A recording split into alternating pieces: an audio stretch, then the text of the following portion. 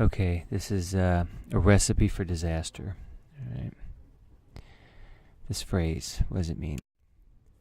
Well, let's say you have cookies, okay, and you have this recipe here, and you have, look, sugar, chocolate chips, grapeseed oil, whatever.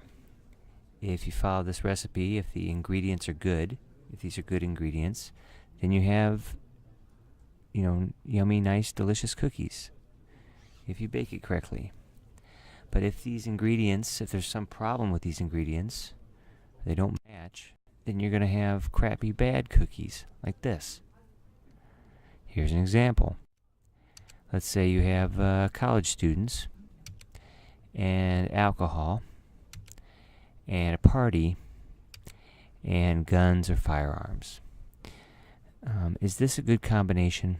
College students, a party, alcohol, firearms? No. That is a recipe for disaster.